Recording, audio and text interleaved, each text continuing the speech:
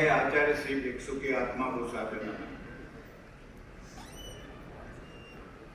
तेरापन धर्म संघ की आचार्य परंपरा को सादर नमन।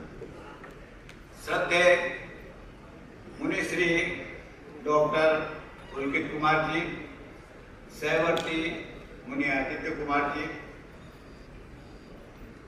और आज के इस कार्यक्रम में दक्षिणांचल के विभिन्न क्षेत्रों से समागत हमारी युवा शक्ति और उसके साथ साथ धर्म संघ की केंद्रीय एवं स्थानीय संस्थाओं के पदाधिकारीगण, सदस्यगण और विशेषकर आज के इस कार्यक्रम के जिनके निर्देश से कार्यक्रम हुआ है, भाई रमेश, भाई पवन, भाई लक्की,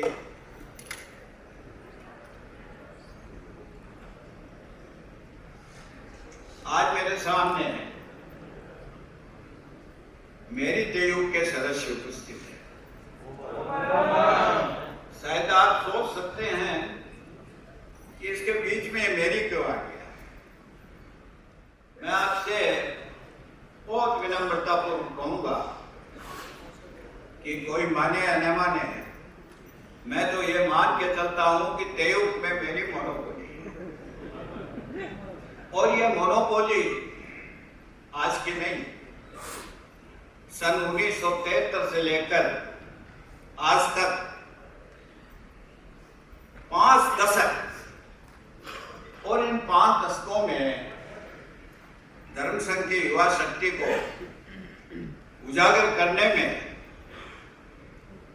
कितने पापड़ बेलने पड़े। अभी बिल्कुल ठीक कहा गया था कि योग परिषद के लगभग 60 वर्ष लगभग हो गए। अभी मैंने विचार किया कि उसको 2 भागों में, यानी 2 एंगल से भी देखने का प्रयास करें तो परम पूज्य गुरुदेव श्री तुलसी की युग तक एक पार्ट हमारे सामने हो सकता है, और उसका कंक्लूजन, निष्कर्ष यह है कि हम शैशव काल से राजमार्ग पर आते थे। और सिर्फ इतना कहूंगा, गुरुदेव श्री तुलसी ने अपने देवलोक गमन महाप्रयाण से पहले एक बात कही थी कि मुझे कोई चिंता नहीं, मेरी देव मेरे पास है। आप समझ गए होंगे। और वो समय कितना कठिन था, याद करता हूं तो एक तरह से आंदोलित हो उठता, एक एक कदम आगे बढ़ रहे, और ये बात क्लियर थी, कठिनाइयां चाहे 100 हो, पॉकेट में 100 का नोट भी नहीं हो, संसाधनों की तो बिल्कुल कमी थी, और शिक्षा दीक्षा में इन्हें गिने लोग थे जो उच्च शिक्षा प्राप्त थे। लेकिन आत्मनिष्ठा, संघनिष्ठा और संस्कारों की इतनी जबरदस्त विरासत हमारे साथ थी, और सबसे बड़ी बात थी गुरुदेव का माध्यम रहा, निश्चिंत होके चल रहे थे। कल मैं बता रहा था हमारे यहाँ के अध्यक्ष को तो भाई हम तो साइकिल युग के लोग हैं, कारवां नहीं चलता है, आजकल तो चलता होगा, थोड़ा कम कर दिया आचार्य महासमण के, कम पसंद है उनको। वहां तो कोई ऐसा था ही नहीं ना, रिक्शे से हम चले, ट्रेन से हम चले, बस से हम चले, और कार से सिर्फ जिंदगी में एक बार। आप ये भी आश्चर्य करोगे कि जब जयसिंहपुर में संगठन यात्रा में गया, संगठन यात्रा में टीम नहीं होती थी, एक ही व्यक्ति होता था अध्यक्ष, और जब एक एम्बेसडर कार मेरे को लेने के लिए आई तो मुझे कार की कोई खुशी नहीं थी, मुझे इस बात की खुशी थी। और मैंने जाके कुछ गुरुदेव को कहा कि मैंने कहा गुरुदेव, जयसिंहपुर में एक एम्बेसडर कार मेरे को लेने के लिए आई थी, और मैं आपको क्या बताऊं, उस समय गुरुदेव की जो भाव भंगिमा थी वो एक विशिष्ट थी। जैसा ही मैंने कहा कि हम एक पार्ट देख लेते हैं, दूसरा जिसको हम आचार्य महाप्रज्ञ से शुरू करते हैं और आज तक पहुंचते हैं, भाई रमेश तक पहुंचते हैं। मैं बहुत दावे के साथ, बहुत आदर के साथ और बहुत आशीर्वाद के साथ, क्योंकि ये अभी जो भी पीढ़ी है इसमें दूसरी पीढ़ी लगभग विदा हो रही है, तीसरी पीढ़ी का शुभागमन हो रहा है के युग में। तो हमारी ये पीढ़ी तो छलांग लगा रही है। हम तो चलते थे, सड़क नापते थे, बिल्कुल ठीक ठाक थे, ऐसी बात नहीं है, लेकिन अब हमारी पीढ़ी छलांग लगा रही है। और एक बात अभी रमेश मेरे दिमाग में यहाँ बैठे बैठे आई कि हमारी टेयू एनबीपीटी में राष्ट्रीय कीर्तिमान स्थापित कर रही है, कीर्तिमान दर कीर्तिमान, एक और नहीं, एक बार कीर्तिमान स्थापित करके आदमी शांति से बैठ, हमारे युवक शांति से बैठने वाले हैं। तो मेरे मन में एक बात आई, एक खोज का विषय हमारे लिए, मैं ये विषय छोड़ता हूं आप पर, मिस्त्री पर भी। मेरे हिसाब से दुनिया में अखिल भारतीय तेरापंथी परिषद या टेयू जैसा कोई संगठित, कोई अनुशासित संगठन मेरे कई नए कीर्तिमान स्थापित किए हैं और अभी हो रहे हैं। और दूसरी बात संसाधनों की, संसाधन की बात मैंने कही थी, तो मैं कह सकता हूं कि संसाधनों की दृष्टि से हमारे नौजवान, हमारे युवा साथी रोज नए पायदान नाप रहे हैं, ऊपर जा रहे हैं। तो ऐसी स्थिति में ये एक हमारे लिए बहुत सुंदर अवसर है। अब इस सुंदर अवसर में मैं फिर मेरी अपनी बात कहता हूं, जिस बात के लिए लोग मेरी इंतजार करते, मेरी प्रतीक्षा करते हैं। मैं आपको एक चेतावनी देना चाहता हूं। चेतावनी इस रूप में देना आपको इसलिए है कि ऐसा लग रहा है कि पूरे देश की युवा पीढ़ी, सिर्फ अपनी बात नहीं कर रहा हूं, समग्र युवा पीढ़ी जो भी आ रही है, उस पर अब संस्कृति के काले बादल मंडरा रहे हैं। आप क्षमा करना, मैंने आचार्य महासम्राट जी से अभी बुद्ध में एक बहुत जरूरी बात कह दी थी। मैंने कहा गुरुदेव, हम आपके पास आते हैं तो आप ये मान के चले, ये जो संस्कारों का संकट है, आसन्न संकट हमारे फाटक पर खड़ा है। ऐसी स्थिति में मैं हमारे सभी युवा साथियों से उनको एक विनम्र निवेदन करना चाहूँ कि आपके पास बहुत प्लस है कि आपके साथ हमारे विरासत आपके पास है, संघीय संस्कार आपके पास है, लेकिन आपको चौकन्ना रहना होगा। बार बार अपनी जांच परख करनी होगी, अपनी, दूसरों के नहीं, अपनी जांच परख करनी होगी और अपने आप को टटोलते हुए हमें हर समय चालू करना। मैं नहीं कह सकता, यह दावा नहीं कर सकता कि इस तूफान से, ये तूफान कहता हूं मैं, और इस तूफान में हम न डगमगा जाए, ऐसी बात नहीं, डगमगाएंगे, डगमगा रहे हैं, ये भी मैं आपको कह दूं, लेकिन कईयों को इसके लिए सतर्क रहना पड़ेगा। मैं चूंकि जैसा कि मैंने कहा कि पिछले 50 वर्षों से, तो मैं तो आपका जो शौर्य है उसको ललकारता रहा हूं, कभी आपको डांटता भी रहा हूं, कभी आपको पुरस्कारता भी रहा हूं, सिर्फ इसलिए ये मेरे युवा हैं। और मुझे फख्र है इस बात का, हजारों नौजवान धर्म संघ के, मैं कह सकता हूँ मेरे हाथों में, उन सब के वो सारे दृश्य मेरे सामने हैं। और जो जब गुरुदेव ने ये कह दिया था कि अखिल भारतीय तेरापंथी परिषद तो धर्म संघ के लिए कार्यकर्ताओं की मशीन है, यहाँ से कार्यकर्ता सप्लाई होती है, आपूर्ति होती है। तो ऐसी किसी स्थिति में मैं आप से हमेशा तो उस भाषा में बात करता हूँ, तो इस बार मेरे पास में ये संदेश दिया ಒಂದು ಎರಡು ಬರ್ತೈತಲ್ಲ ಚೇಂಜ್ ಮಾಡು ಲ್ಯಾಗ್ ಎಲ್ಲ ಬಂದ್ರೆ ಕೇಬಲ್ 2 3 4 ಹಾಕಿ ನೋಡು आचार्य भिक्षु के बारे में भी मुझे कुछ बात करनी है। मैं विचार में पड़ गया कि आचार्य भिक्षु के लिए कहने की क्या आवश्यकता है हमारे युवकों को, हमारे समाज को।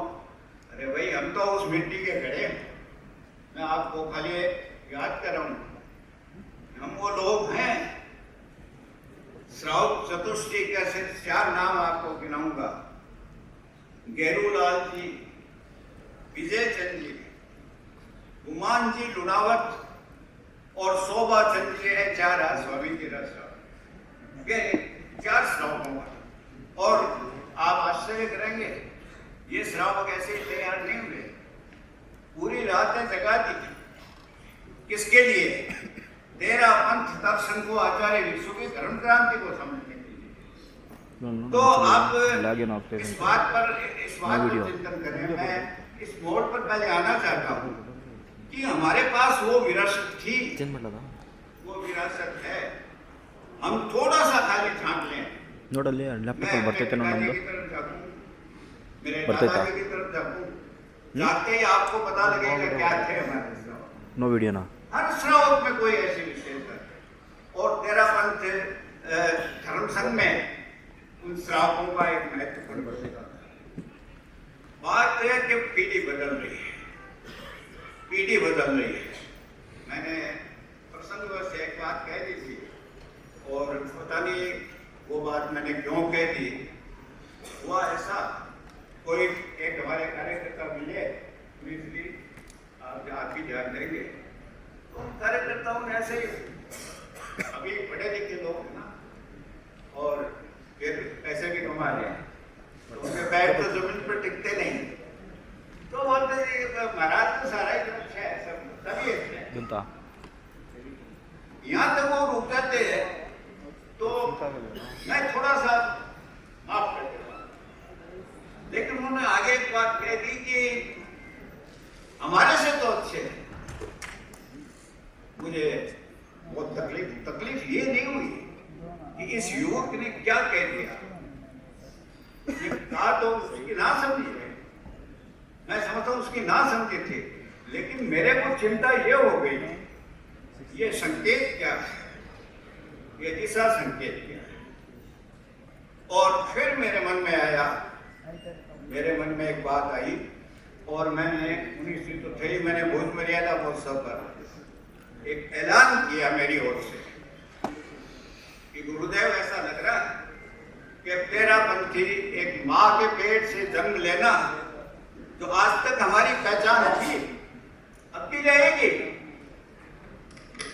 लेकिन ये जरूरी है, ऐसा हो सके कोई जरूरी नहीं। और उसका उत्तर यह होगा कि हमें आचार्य भिक्षु की धर्म क्रांति को, आचार्य भिक्षु ने जिन जिन मुद्दों पर एक इस कदम उठाए उसको जानना होगा। और मैं केरापंथ योग परिषद गांधीधाम का इसलिए आभारी हूँ कि उन्होंने इस जो आज का उनका जो कार्यक्रम है उसमें आचार्य भिक्षु के संबंध में कुछ बात करने की उन्होंने एक गुंजाइश की, और मुझे इसके लिए काबिल है। जब 13 पंथ की बात हो और आचार्य भिक्षु की बात हो, मैं ये पूछूं पहले कौन, कोई अलग है? 13 पंथ और आचार्य भिक्षु, मेरा ऐसा मानना है एक ही सिक्के के 2 पहलू। हाँ, ये सही है कि आचार्य भिक्षु पहले हुए और 13 पंथ, ये इतना जरूर हम कह सकते हैं। मैं अभी जो कुछ बातें आपसे करूंगा, कुछ बातें जो मैं रखूंगा, इस क्रांति के महारथी आचार्य भिक्षु को की थोड़ी चर्चा करूंगा। धर्म क्रांति की आवश्यकता क्यों पड़ी उस पर थोड़ी बात करूंगा। धर्म क्रांति के फलितार्थ क्या थे उस पर थोड़ी बात हो सकती है। और उसके बाद में सारे अवरोध हटे और हम आगे से आगे बढ़ते गए। एक बात और शायद मेरे ख्याल से मैं भी यदि अछूता हूँ, 80 वर्ष का नौजवान इस बात से यदि अछूता हो कि 13 पंथ का जन्म 1800 विक्रम संवत 1817 में हुआ और स्वामी जी उसके महारथी थे। लेकिन मैं भी सोचता था, कल बात करूंगा मैं ये विकास महोत्सव पर, ये बात मैं करने वाला हूँ, कल दूसरे ढंग से करने वाला हूँ। तो ऐसा लगता था कि इतनी बड़ी बात हो कैसे गई ना, इतने बड़े जैन संघ के पास पूरे समाज से लोहा लेना उसे टक्कर लेना, नई बात कहना, क्रांतिकारी सोच रखना, इतना तो आसान नहीं। और उसका क्लू मिल गया। उस क्लू की भी मैं आपको थोड़ी जानकारी दूंगा कि 13 मत 1817 में नहीं, इसकी बात तो हजारों वर्ष पहले होती थी, उसकी भी थोड़ी सी आपको जानकारी दूंगा। और जैन परंपरा में कहां से चले थे और 13पन तक पहुंचे, इसकी भी थोड़ी चर्चा आपसे करूंगा। पहले मैं सबसे पहले आचार्य भिक्षु के संबंध में मैं आपसे, आप सब जानते हैं, और खासकर तो साउथ में तो मारवाड़ बेल्ट के लोग होते हैं, और मारवाड़ के जो आप और हम एक ही है वैसे, लेकिन मारवाड़ के जो श्रावक हैं उनका सीना तो बार बार फूलता ही फूलता होगा कि उन्होंने आचार्य भिक्षु जैसे एक व्यक्तित्व को उन्होंने जन्म दिया। मारवाड़ में वो कंटालिया में जन्मे, मारवाड़ तो मारवाड़ है। क्या पता था कि ये बालक, ये व्यक्ति, इसको आगे चलकर ये कहा गया कि यदि जर्मनी में पैदा होते तो कांट से कम नहीं होते, ये कहा गया। आगे ये विद्वानों ने कहा ये तो कल्प वृक्ष था, और यदि कल्प वृक्ष मिल जाए किसी को तो फिर किसी बात की कमी नहीं है। जन्म हुआ, मां ने सिंह का स्वप्न देखा। ऐसी वैसी मां कोई होती नहीं है, और ऐसा वैसा कोई टाबर आवे, बच्चा आवे तो सिंह का स्वप्न कहाँ है, लेकिन देखा उन्होंने। और जब आचार्य भिक्षु, क्योंकि मुझे संक्षेप में चलना है, जब आचार्य भिक्षु बड़े हुए, उस समय की परंपरा थी शादी जल्दी हो जाती है, एक बेटी भी हो गई। आचार्य महाश्रमण कई बार तुलना करते हैं भगवान महावीर के साथ, क्या भगवान महावीर की भी शादी हुई, आचार्य भिक्षु की भी हुई, भगवान महावीर के भी बेटी हुई, इनके भी बेटी हुई, तो एक जोक था। लेकिन इतिहास कहता है कि उनका मन रमा नहीं है। समस्या क्या थी? गुरु को ढूंढना बहुत मुश्किल था। आप जानते हैं उस समय गुरु को ढूंढना बहुत मुश्किल था। आखिर एक गुरु मिले, आचार्य रघुनाथ जी के हाथ में उन्होंने दीक्षा ली। दीक्षा लेने के बाद में कई बार क्या होता है कि मेरी धारणा आपके बारे में बहुत बढ़िया है, बहुत अच्छी धारणा है, लेकिन मैं जब अंदर जाऊं ना, अंदर आपके घर के अंदर जाऊं तो मुझे अपने असलियत का पता लगे कि भाई मेरी धारणा तो ठीक नहीं। उन्हें भी लगा कि मैंने सिलेक्शन ठीक नहीं किया, और आत्मा उन्होंने बिल्कुल सारा सब काम गड़बड़ था। लेकिन वो सोच ही रहे थे क्या करें। और इस बीच में आप सबको मालूम है कि एक मेवाड़ के एक राजनगर के श्रावकों का एक प्रसंग आया, सब जानते हैं आप। मैं ज्यादा इसलिए गर्व के साथ कहता हूं कि मैं राजनगर का निवासी हूं। हमारे पास वो मंत्र है, वो शक्ति, जो शक्ति आचार्य भिक्षु ने, जिसे बोधि कहते हैं, वो उनको मामला। और इस तरह राजनगर के श्रावक नाराज हुए, रघुनाथ जी ने उनको भेजा, वो वहां पधारे, और वो एक पूरी कहानी है। उनको किसी तरह समझा बुझा के आए। हुआ क्या, जब तो उनके साथ के संत आगे थे, तो रघुनाथ जी ने पूछा कि गांव मटक और सच क्यों नहीं? तो बालक संत थे, उन्होंने इस भाषा में कही तो जी वो तो खुद समझ गए तो समझाने के लिए थे, लेकिन वो खुद पूरे समझ के आए। और कहते हैं कि 14 महीनों तक आचार्य भिक्षु ने, संत बेगंडी ने बहुत कोशिश की, गाड़ी फिट हो जाए, लेकिन नहीं की। और उसके बाद में अभिनिष्क्रम हुआ, जिस अभिनिष्क्रम की भी चर्चा हम लोग कर रहे हैं। अभिनिष्क्रम को मैं पीछे से जोड़ूंगा थोड़ा अभी। उससे पहले मैं इतना बता दूं, यहाँ बगड़ी के कोट लोग हैं। बगड़ी के कल हमारा अध्यक्ष बता रहा था कि बगड़ी के उनका फिर भाई ये वो बगड़ी है। आज तो बगड़ी होती तो फूल मालाओं से लाद देते भिक्षु को, लेकिन उस बगड़ी ने जगह नहीं दी। ससुराल वाले भी लट गए। आप आश्चर्य करें किस तरह से श्री संघ के आंट दे करके कितनी कट्टरता थी। दुख भी था कि एक ऐसा संत और कुछ संत जा रहे हैं, लेकिन उनको जगह नहीं मिली। जगह कहां मिली? बगड़ी के शमशान।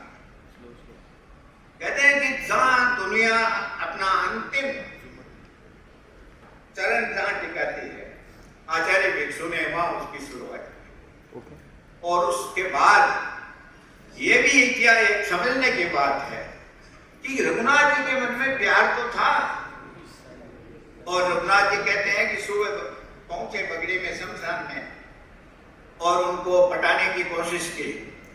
जब वो पटे नहीं तो रघुनाथ जी ने फिर अपना रूप दिखाया श्री संत का कि बोले आगो थारो और पाछो मारो, लोग लगा शू ला रहे।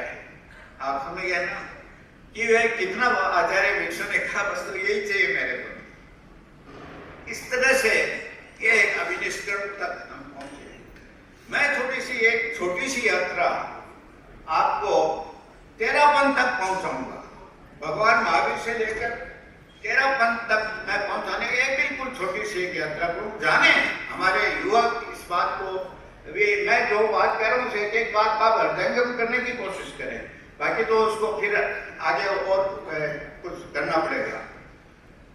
भगवान महावीर के बाद में कहते हैं कि 609 वर्ष के बाद में दिगंबर संप्रदाय की शुरुआत हुई। और दिगंबर लोग कहते हैं कि हम पहले थे, 606 वर्ष बाद में श्वेतांबर की हुई। चलो किसी की भी बात मान लें।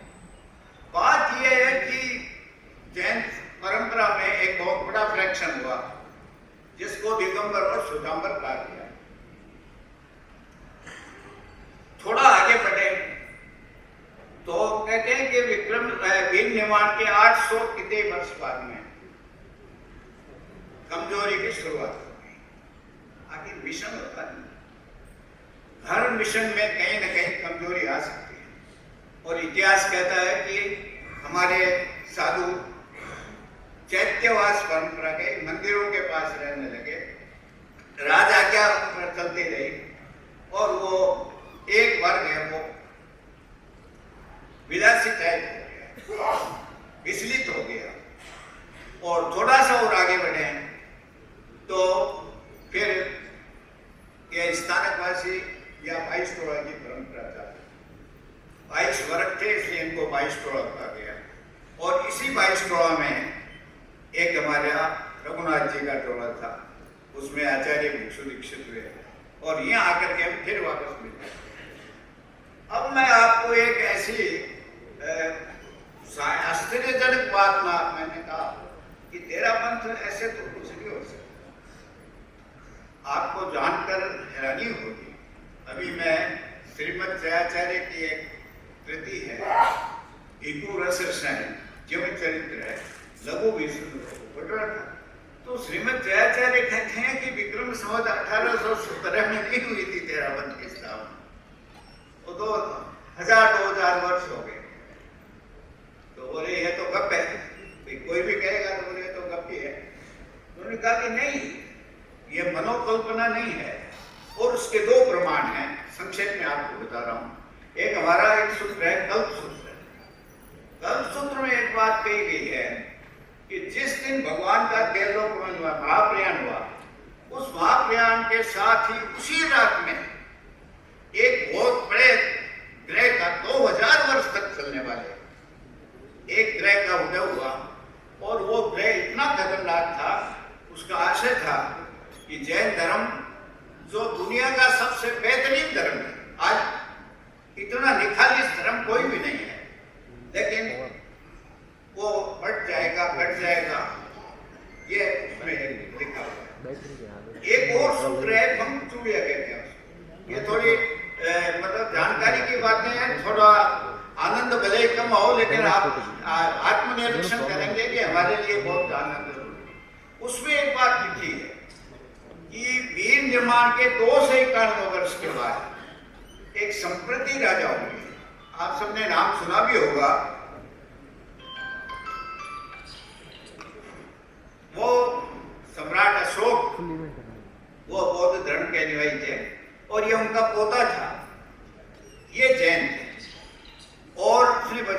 का बहुत प्रचार किया। कहते हैं कि संप्रति राजा के बाद फिर 1699 वर्ष दोनों को मिला ले तो ये लगभग दोनों 2000 में आते हैं, 1990-2000। तो चलिए कि एक आश्चर्य का विषय रहा कि 2000 वर्ष तक इतने विद्वान आचार्य, पूर्वधारी कितने मतलब बेहतरीन, लेकिन वो अब इसके बाद में श्रीमद जयाचार्य और आगे क्या ये ले जाओ, वो श्रीमद जयाचार्य कहते हैं कि एक जोग संजोग की ओर बात समझ लो कि जिस दिन ये ग्रह समाप्त हो रहे थे उस समय एक 333 वर्ष का एक धूमकेतु ग्रह फिर चालू हो गया।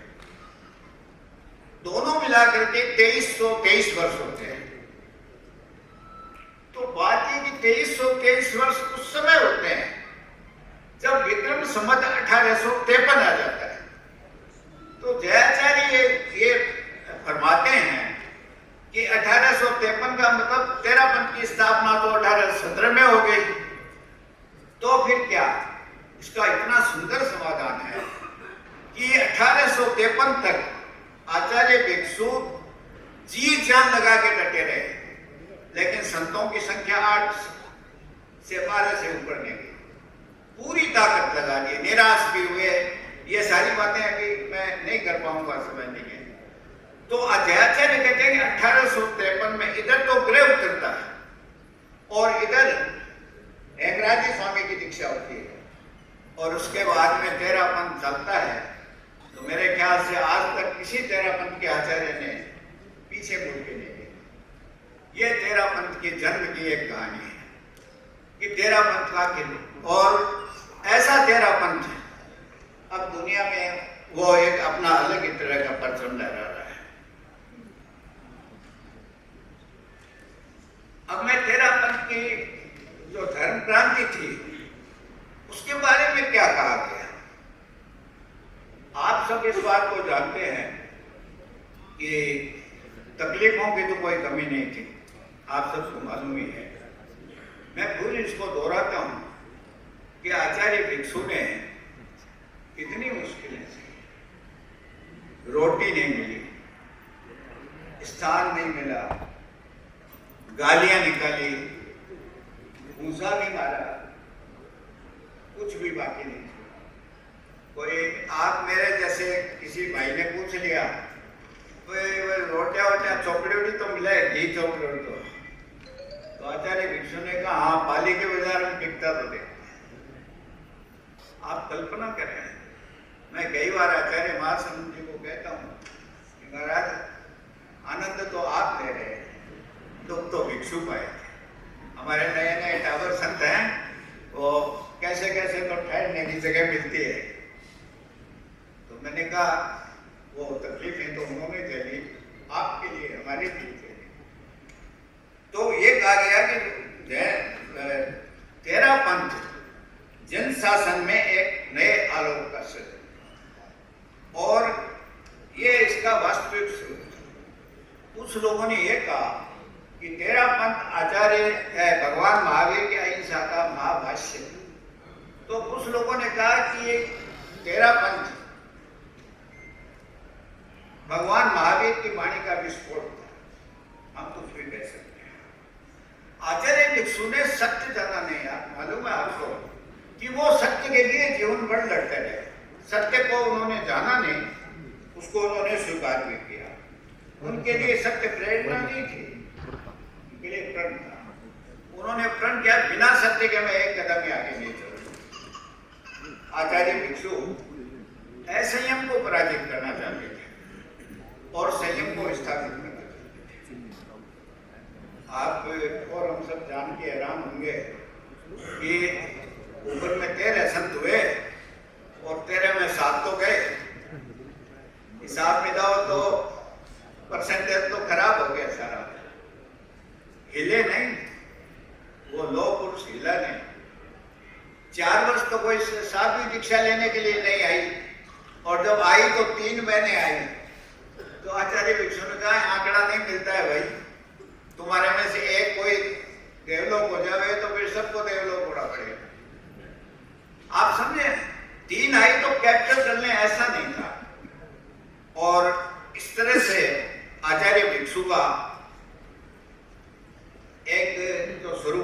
सामने आया। आचार्य भिक्षु ने ये धर्म क्रांति क्यों की? अब एक प्रश्न उठता है। वो तो राजी खुशी थे, रघुनाथ जी उनको आचार्य बनाने की तैयारी कर रहे थे और उन्होंने कहते हैं कि आप है पूज्य मान। तो उनको ये था आगमों के अनुसार काम नहीं हो रहा है, बिल्कुल असंयम है और इसलिए उन्होंने ये आचार्य भिक्षु का करीब 38,000 पद्य उनका साहित्य है और इतिहास यह कहता है कि जैसा कि मैंने अभी बताया कि गेरूलाल जी व्यास उनके पहले श्रावक और वो ब्राह्मण थे।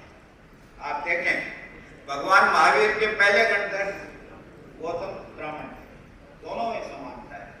गुमान जी ने सब पूरी की पूरी साहित्य याद करके उसको लिख लिया 38,000 और कहते हैं कि गुमान जी का पोथा के नाम से वो संग्रह है। एक हमारे तो शोभा चंद जी थे, हमारे लक्की है केलवा के, वो केलवा के थे, उन्होंने 38,000 पद पूरे मुक्त बनी याद थे, जिस समय था वो आप पूछ लो। तो इस तरह आचार्य भिक्षु का क्रम चला।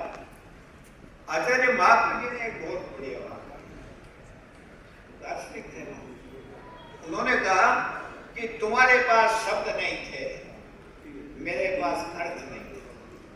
आप शब्द तो सेटिंग थे ना। आचार्य भिक्षु ने बहुत रिपीटेशन किया है। आचार्य भिक्षु को 38,000 पद्यों में से लगभग आधा जो साहित्य है उनका तत्व साहित्य है, उसका मैं पिछले 6 महीने से पारायण कर रहा हूँ उसी का। तो मैं कह सकता हूँ कि वास्तव में शब्दों की तो कमी थी, सब तो रिपीट हुए। तो आचार्य महाप्रभु जी ने कहा कि भाई मेरे पास विचार थे, तुम्हारे पास। अब मैं थोड़ी और एक ऐसी बात की तरफ जा रहा हूँ। मुख्य बिंदु क्या है? मैंने विचार किया कि मुझे इतनी दूर बेंगलोर में आचार्य भिक्षु के बाद हमारे मुनि पुलकित कुमार जी इतने होशियार है और मंत्री मुनि के पास रहे हैं, तो सब कुछ जानते हैं, मुझे क्यों बुलाया?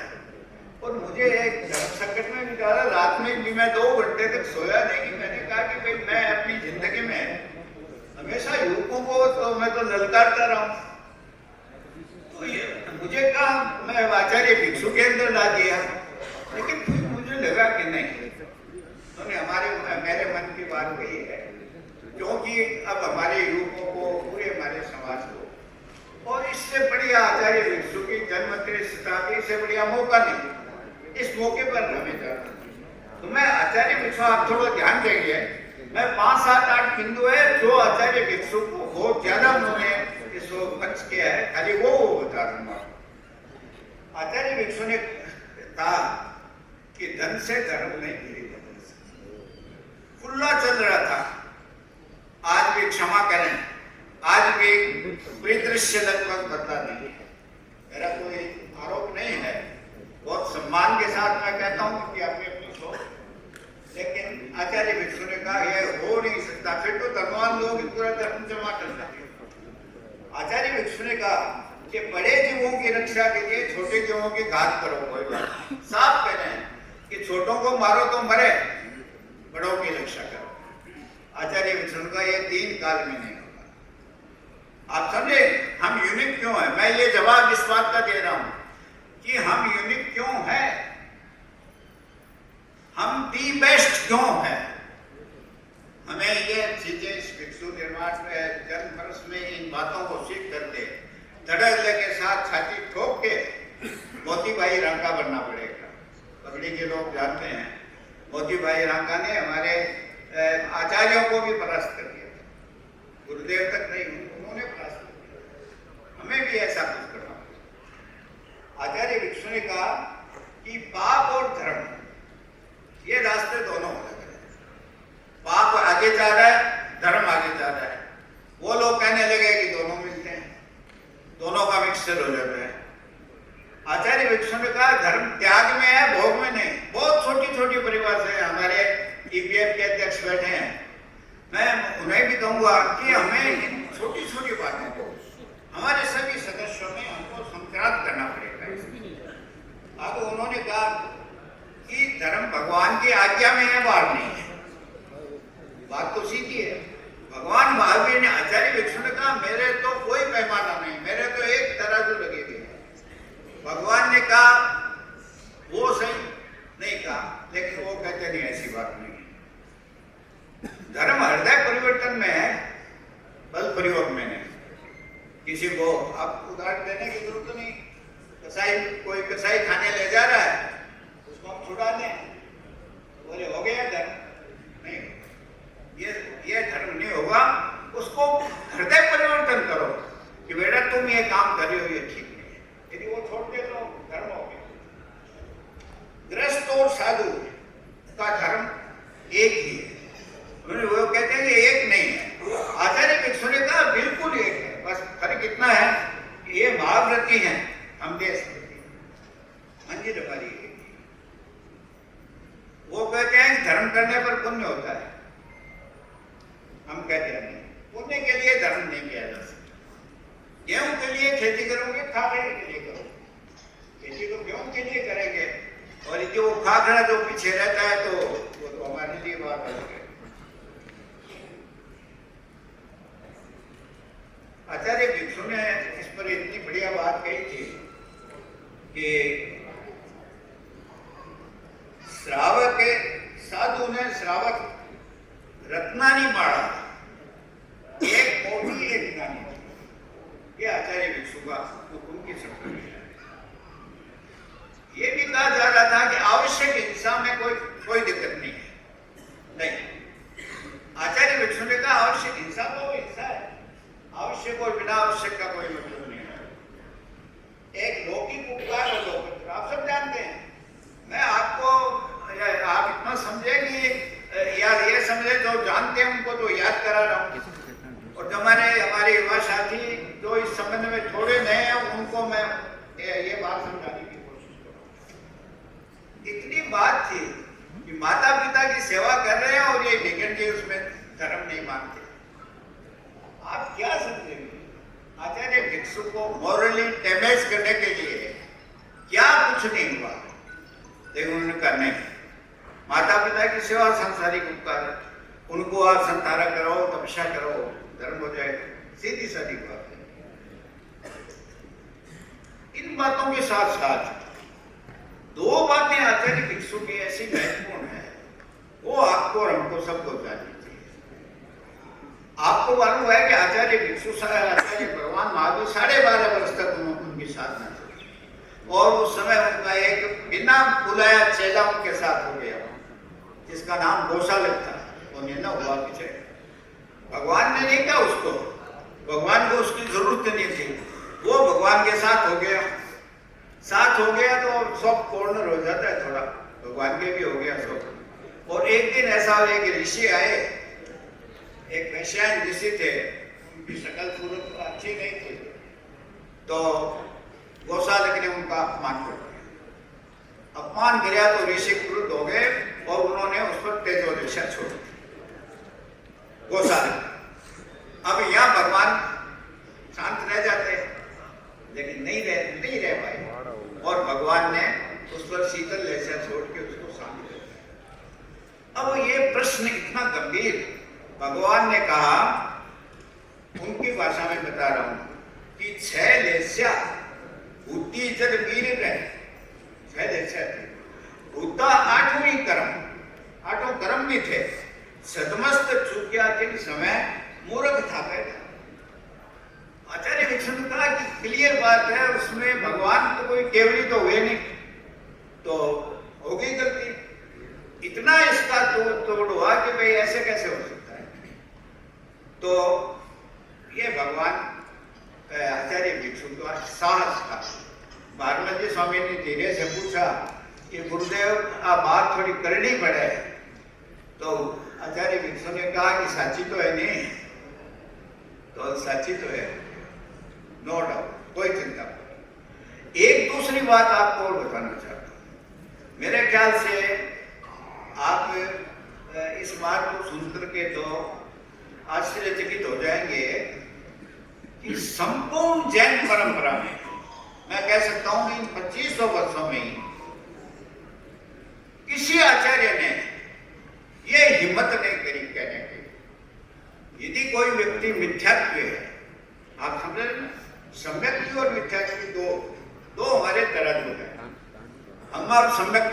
मिथ्या किए, हमें तो कुछ तो पता नहीं। अब हमारा आचरण ये हो तो हम सम्यक्ति हो जाए तो समझ लो कि हमारा बेड़ा पार हो गया। लेकिन आचार्य भिक्षु ने एक बात कही कि सम्यक्ति हो या मिथ्यात्व भी हो, और वो तेरापंथी मत हो, वो दूसरा जैन हो सकता है, वो दूसरा जैन अजैन भी हो सकता है। हाँ बेटा, तो उसको आप आचार्य भिक्षु ने कहा उसकी यदि निर्वत करनी है उसमें कर, ये हिम्मत कोई नहीं करता। और हमारे कुछ श्रावक जानते होंगे कि 15 प्रकार के सिद्ध माने गए हैं, उसमें एक अन्य लिंग सिद्ध भी है, यानी गृहस्थ के वेश में। माता मरुदेवा जी गृहस्थ के वेश में थे और वो केवड़ी हो। तो ये बात आचार्य भिक्षु ने एक बहुत महत्वपूर्ण बात कही और उसकी इतनी आलोचना हुई, आज भी मानने के लिए तैयार, आज भी वो दूसरे लोग मानने के लिए तैयार। तो मैं अब कंक्लूजन में आता हूँ, क्योंकि कार्यक्रम विलंब से शुरू हुआ। मेरा तो समय है वो कोई बात नहीं है, मुझे संक्षेप में कहना है क्योंकि आगे के भी हमारे कार्यक्रम है। मैं आपको 2-4 आचार्य भिक्षु की मूल वाणी में जो पद्य है वो सुनाना चाहता हूं। आचार्य भिक्षु ने कहा, जीव जीवे के दया नहीं।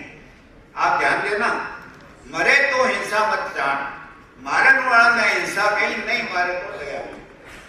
ये आचार्य भिक्षु। एक आचार्य भिक्षु ने बुद्धि के लिए एक बात कही, हमारे बुद्धिजीवी टीपीएफ के लोग सुने इसको, क्या बुद्धि ताई सराइये जो सेवे जिन धर्म बा बुद्धि के नाम से जो बढ़िया वाले। ये आचार्य भिक्षु का।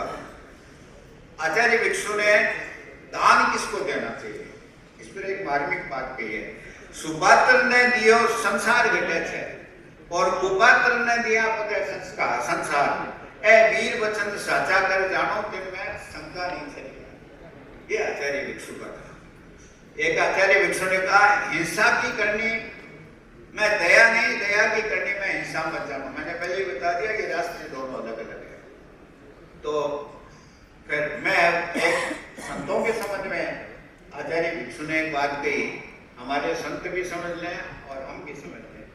कभी कभी हमारा संतों से बड़ा निकट का भाव, निकट का अच्छी बात है हमारी भक्ति को, लेकिन संत भी इस बात के लिए सतर्क रहे कि हमारी दोस्ती तो बैगलकाती सुधी पूनम तक की है, उसके बाद में बेंगलोर के कार्यकर्ताओं को याद कभी कर लेंगे, लेकिन उनसे ये नहीं यार, अरे वो तो हमारे, वो तो हमारे।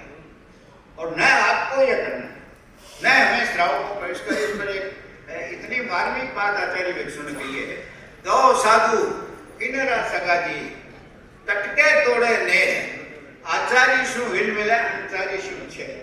ये साधु की परिभाषा है। तो साधु हो, हम श्रावक हो, ये इस बात को समझे। अब मैं कंक्लूजन की तरफ आ रहा हूँ। एक बात आपसे कहूँगा कि एक दिन तो वो था कि लोग बात करने को तैयार नहीं थे, और एक दिन कैसा आया आप आश्चर्य करेंगे, वो लोग ये कहने लगे कि विपिन का फरमाया पाछा कभी नहीं आया। आप समझे, जो समाज इस तरह की बात करता था उस समाज के मुंह से अब ये बातें निकलती है, और ये हमारे तेरापंथ की बात है। मैं अपनी बात को समेटते हुए, क्योंकि मैंने पहले कहा कि महासमुद्र है, उस समुद्र में मैं ज्यादा चुल्लू नहीं भर सकता, मैंने उतने जरूर भरे हैं। यदि इतने जो बिंदु आप यदि इसको आत्मसात कर लें और आत्मसात करने का प्रयास करें तो हमें यह हो जाएगा कि हम पक्के तेरापंथी। फिर मेरे को या किसी को ये यहाँ कह के हिम्मत नहीं करनी पड़ेगी कि इसने तेरापंथी की माँ के पेट से नहीं लिया मैंने। लेकिन मैं भिक्षु आचार्य भिक्षु को या तत्व दर्शन को मैं जानता हूँ। मैं देव के हमारे केंद्रीय अध्यक्ष यहाँ बैठे हैं, इनको तो एक बात कहना चाहूँगा कि आप कोशिश करें कि भिक्षु विचार दर्शन आचार्य श्री की भी ऐसी दृष्टि है पूरे समाज के लिए। मेरे मन में आता है कि ऐसी क्या तरीका हो सकता है कि भिक्षु विचार दर्शन की पुस्तक हर घर की टेबल पर है। और टेबल कहाँ लगी हुई हो ये और बताता हूँ साहब। ये उस टेबल पर हर समय पूरे परिवार की नजर पड़ती है, हमारी बेटियों की भी, हमारी बहुओं की भी, हमारे बेटों की भी। तो इस बात को थोड़ा सा मतलब है आपको विचार करना है। एक युवा साथियों, मैं आपसे एक और बात को समाप्त करते हुए 2-3 बिंदु मैं आपको कहना चाहूंगा कि आज मेरी किसी युग परिषद के केंद्रीय, स्थानीय, कभी भी कोई भी सदस्य भी हो गए हो, आपके खून का जो गर्मी है उबाल है वो ठंडा नहीं पड़ना चाहिए।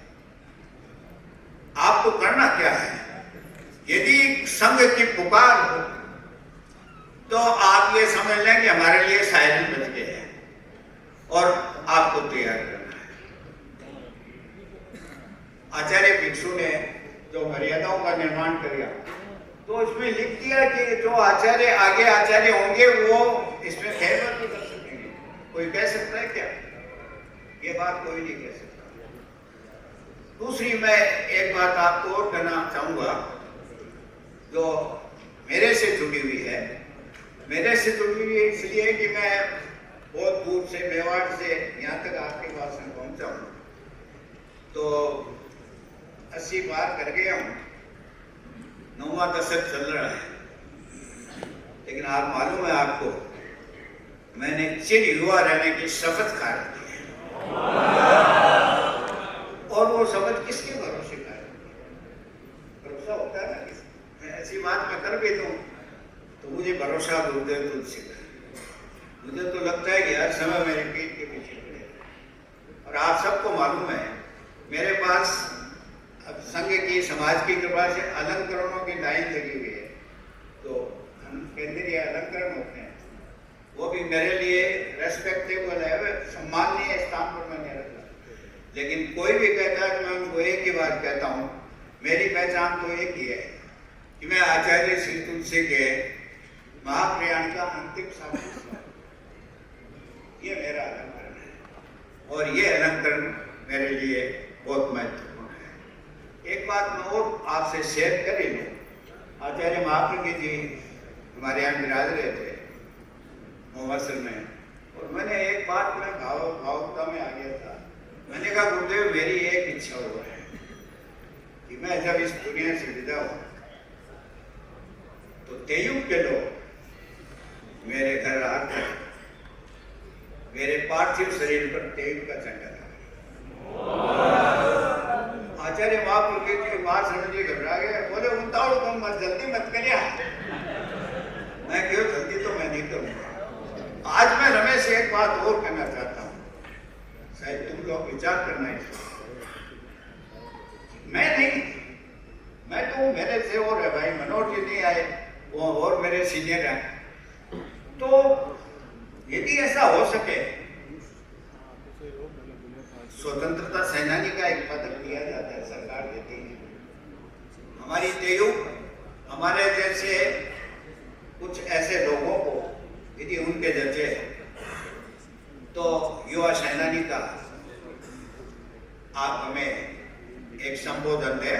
संबोधन का मतलब हमेशा तेज हमें याद करे तो युवा सेनानी के लिए के रूप में काम करें। मैं सोचता हूं कि ये एक बहुत बड़ी बात हो जाएगी।